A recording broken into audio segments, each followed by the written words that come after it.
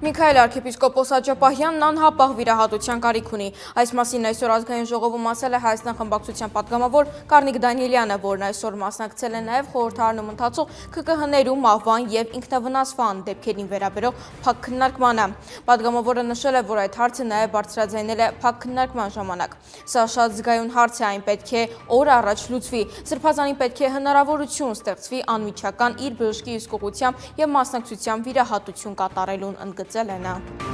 Միքայել եւ Բագրատ սրբազաններն ու գործարար բարերար Սամվել Կարապետյանը Երևան կենտրոն ՔԿՀ-ում պահվում են միջին պայմաններում, այնպիսի պայմաններում, ինչպիսի մյուս ազատազրկված անձինք են գտնվում։ Այս մասին ԱԺ-ում ճեպազրույցի ժամանակ ասել է քրեակատարողական հիմնարկների ծառայության պետ Ծովին Արտադևոսյանը։ Նա չժխտեց, որ Նուբարաշեն ՔԿՀ-ում պայմանները համեմատության մեջ ամենավատն են, այնտեղ է պահվում նաև Արագածոտնի թեմի առաջնորդ Մկրտիչ սրբազանը։ Դրա համար այս տարի որոշակի ուսումնասիրություններ են իրականացվում այլ ընտրանք գտնելու համար։